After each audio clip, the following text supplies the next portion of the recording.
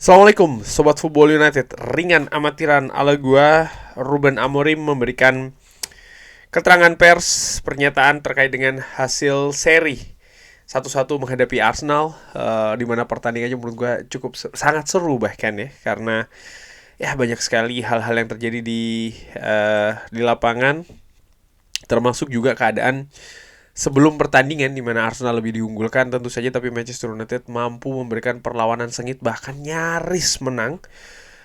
Ruben Amorim, kalau gue ambil dari manunited.com ya, judulnya ini adalah kita hanya ingin menang, tidak beruntung tidak menang.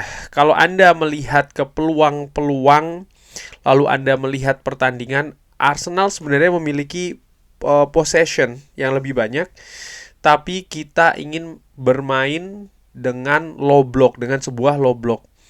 Jadi ini sangat sulit untuk dikatakan kalau kita ini layak ya, karena Arsenal juga berusaha untuk memenangkan pertandingan. Tapi kalau Anda melihat ke peluang-peluang, saya pikir kita sangat dekat untuk memenangkan pertandingan. David Raya melakukan sangat bagus ya untuk mempertahankan gawangnya, dan kadang-kadang kalau bola itu 10 cm lebih ya, ini bisa saja merubah keadaan. Kita menunggu untuk sebuah kesalahan dari lawan, tapi kita juga menunggu untuk atau mencoba untuk memenangkan pertandingan. Kita mencoba untuk mencari cara untuk mengalahkan tim yang sangat bagus, dan kita menunjukkan hal tersebut hari ini. Ya, menurut gue apa ya? Manchester United dengan segala keterbatasan dan bahkan kekurangan yang terjadi sebelum pertandingan sangat wajar kalau tidak diunggulkan. Bahkan di awal-awal pertandingan Arsenal lebih menguasai possession, mereka lebih banyak menekan Manchester United harus mundur sampai ke sepertiga akhir. Arsenal cukup sering menurut gue ya masuk ke kotak penalti dari Manchester United. Nampaknya sepanjang pertandingan ini akan sulit bagi Manchester United. Jujur gue sempat khawatir ya melihat keadaan 10 menit awal, 15 menit awal, karena Arsenal sangat dominan dan bahkan itu tadi mereka masuk cukup dalam nih ke pertahanan Manchester United. Tapi ternyata menurut gue hal ini sudah dipersiapkan oleh Ruben Amorim. Terkait dengan strategi low block, tentu saja ketika Anda merupakan pelatih dari Manchester United, Anda tidak bisa bermain seperti ini terlalu banyak. Idenya adalah untuk memenangkan pertandingan. Anda membayangkan ya satu cara untuk memenangkan pertandingan dalam konteks ini. Saya tahu ini frustrasi. Ini membuat frustrasi bagi fans. Kadang-kadang kita harus melakukan hal yang tidak populer. Dan ini juga untuk lawan ya. Kita berusaha untuk memilih momentum terbaik untuk melakukan pressing yang tinggi, dan kita memiliki beberapa momentum untuk memenangkan bola. Di masa yang akan datang kita tidak akan bermain seperti itu. Kita hanya ingin memenangkan pertandingan, dan saya pikir fans mengerti keadaan atau ya mengerti keadaannya ya. Jadi kalau apa yang dikatakan dari Ruben Amorim, ya ini sudah dipersiapkan, memang Manchester United harus tampil low block. Dan menurut gue inilah pragmatisme dari strategi Ruben Amorim. Maksud gue begini, ada banyak yang mengatakan ya dia terlalu keras kepala, dia tidak merubah formasi yang bla bla bla. Taktik strategi tidak melulu terkait dengan formasi. Yang ditunjukkan oleh Manchester United tadi, menurut gue ya, ini merupakan sebuah hal yang dalam tanda kutip fleksibel. Ia tidak merubah konsep dasarnya berupa 3 center back, tapi juga tidak terlalu kaku dengan dengan mengupayakan permainan yang sama seperti pertandingan-pertandingan yang sebelumnya. Kali ini menurut gua formasi boleh sama, filosofinya tetap sama, artinya intensitas tinggi, dan itu ditunjukkan sepanjang pertandingan menurut gua ya. Tapi ada strategi pendekatan yang berbeda, yaitu dengan low block. Satu. Nomor 2, memanfaatkan kualitas pemain-pemain Manchester United yang bisa melepaskan umpan direct dengan bagus. Kalau gue lihat tadi, setidaknya ada 3 pemain yang memiliki kapasitas untuk melakukan hal tersebut. Ada Bruno Fernandes, ada Casemiro, dan juga ada Christian Eriksen. Lalu memanfaatkan situasi kecepatan di depan, terutama dari seorang Alejandro Garnacho. Lalu juga ada Nocer Mazraoui yang sering sekali inverted ke tengah ya, dan juga melakukan overlap ke depan, dan bahkan memiliki peluang juga, dan tentu saja memanfaatkan seorang Joshua Zirkzee di depan, serta nanti dengan seorang selanjutnya ya setelah melakukan pergantian dengan seorang Rasmus Højlund. Rencana pertandingannya, kita tahu Arsenal ini sangat bagus dengan bola dan kita sangat lelah di pertandingan sebelumnya. Jadi kita mengetahui juga kalau Victor Lindelof ini sebelumnya tidak memiliki banyak pertandingan dan dia melakukan atau dia bermain dengan sangat bagus. Jadi compact. Victor Lindelof sangat cerdik dengan bola-bola yang pendek. Casemiro sangat bagus juga ya. Dan dia melakukan pertandingan dengan bagus dan dia tidak harus melakukan lari yang banyak untuk melakukan pressing. Kita mencoba untuk menggunakan atau kita berusaha ya untuk membuat pemain kita ini nyaman. Dan untuk lebih mendorong di babak kedua adalah idenya. Dan ini sangat sempurna dengan gol Bruno karena ini membantu kita sangat banyak. Ini merupakan strategi dari Ruben Amorim, sekali lagi tanpa harus merubah dasar dari konsep permainan yang ingin diimplementasikan kalau berbicara terkait dengan formasi. Tapi ya ini tadi nih, ada hal-hal yang lebih detail yang dikondisikan dengan situasi tim sendiri dan juga dengan tim lawan. Dan menurut gue ya pujian juga ya terkait dengan strategi dari seorang Ruben Amorim di pertandingan ini. Menjadi kompetitif ini membantu ya, terutama ketika Anda tidak menderita sebuah gol. Tapi ketika Anda mencetak gol dan Anda bisa merasakan energi di stadion, saya pikir kita melakukan dengan sangat bagus.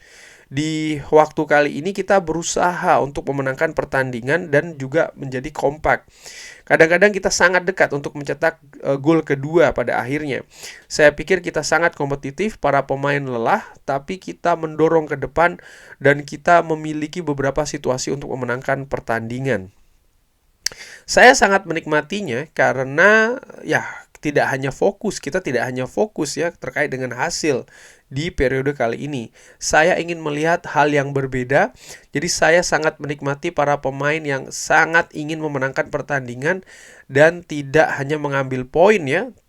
Apapun keadaan dan juga konteksnya, kita butuh menang khususnya di pertandingan kandang, dan ini sangat bagus. Saya tahu kalau kita bisa menangani babak pertama tanpa kebobolan, di babak kedua kita bisa menciptakan peluang yang lebih banyak. Ya, tidak kebobolan di babak pertama merupakan kunci, tapi kunci penting juga di penghujung babak pertama Manchester United mampu unggul melalui gol dari Bruno Fernandes. Jadi gol tersebut memiliki peran yang sangat-sangat signifikan menurut gua di pertandingan, karena bukan hanya terjadinya gol ya, tapi bagaimana timing ataupun momentum terjadinya gol tersebut. Lalu ini diberikan pendapat juga bagaimana terkait dengan ini mungkin situasi protes ya terkait dengan pertandingan ini, terutama di luar stadion. Saya pikir ini sangat jelas kalau klub ini tidak akan pernah mati. Itu jelas. Anda bisa merasakannya di jalan-jalan, tidak hanya di stadion. Ini merupakan situasi yang susah. Para fans melakukan protes di luar, tapi di dalam mereka sangat luar biasa. Fans mendukung saya dan saya tidak mengharapkan hal tersebut sebenarnya. Kadang-kadang ini sangat memalukan ketika itu terjadi, tapi mereka hanya ingin melihat tim ini berjuang dan kita berjuang. Di pertandingan-pertandingan terakhir kita menunjukkan karakter yang sesungguhnya, dan ini yang kita butuhkan untuk fans ya yang selalu mendukung kita. Situasi mungkin ada yang memperkirakan stadion akan kosong atau seperti apa, dan sudah pernah gue katakan juga di salah satu video di channel ini bahwa Manchester United ini ukuran klubnya sangat besar sekali kalau kita berbicara terkait dengan situasi global ya. Jadi gue bisa bayangkan sangat rumit, sangat susah ketika harus mengosongkan stadion. Tidak usah 100%, secara mayoritas saja, karena ada banyak latar belakang orang-orang datang ke Old Trafford. Tapi yang paling penting sebenarnya menurut gue adalah exposure, bahwa ataupun sorotan ya, terutama dari media, dan ini disebarkan secara global, baik itu secara media cetak, media online, sosial media, dan lain-lain. Ini sangat-sangat penting menurut gue. Dan nampaknya ini juga tujuan dari kegiatan demonstrasi dan juga protes yang dilakukan sebelum pertandingan menghadapi Arsenal, supaya exposure ini didapatkan dan disebarluaskan untuk menunjukkan bahwa klub ini sebenarnya tidak baik-baik saja. Dan diharapkan dengan informasi ini yang semakin tegas dan juga keras, maka pihak-pihak yang ada kaitannya secara langsung dengan kepemilikan Manchester United, investor ataupun sponsor ataupun macam-macam, ini mereka lebih memahami situasi klub ini sesungguhnya tidak sehat-sehat saja, dan ini terlihat di permukaan, sehingga ya itu tadi akan ada tindakan-tindakan selanjutnya terkait dengan demonstrasi yang dilakukan sebelum pertandingan itu. Oke, balik lagi ke situasi debut dari Eden Heaven. Ruben Amorim mengatakan, saya pikir dia bermain sangat bagus, dia sangat nyaman dengan bola, kadang-kadang lebih dari yang seharusnya. Dia sangat rileks dan ini merupakan hal yang bagus. Dia sangat agresif, saya pikir kita memiliki pemain yang sangat bagus. Ya, Eden Heaven menurut gua tampil luar biasa menghadapi Arsenal. Manchester United lini pertahanannya juga sering dalam tekanan, tapi dia tampil tenang, tampil bagus menurut gua di pertandingan tadi. Terakhir, terkait dengan super skipper, jadi Kapten Magnifico ini yang dibahas oleh Ruben Amorim. Bruno Fernandes membuktikan hal tersebut di setiap pertandingan. Skipper Manchester United ini ya, dia berada di sini untuk membantu klub, dan itu merupakan hal yang paling penting. Kadang-kadang dia memiliki momentum-momentum di mana dia sangat frustrasi dan dia menunjukkannya. Tapi dia menginginkan kemenangan lebih dari segalanya. Dia selalu ada di sana. Kita bermain menghadapi Fulham dan dia berlari 16 km. Dia bermain di semua pertandingan dan selalu tersedia. Iya, kadang-kadang dia frustrasi dan itu menyakitkan untuk dia. Dan orang-orang tidak mengerti. Dia sebenarnya ini menderita dari segala hasil yang kita dapatkan. Saya pikir dia merupakan kapten yang sangat bagus dan kita sangat happy dengan dia. Ya, kita sangat happy dengan dia. Banyak fans, mayoritas fans juga happy dengan Bruno Fernandes, tapi ada beberapa yang yang menurut gue memiliki pendapat lain, dan ini tidak pernah gue mengerti ya.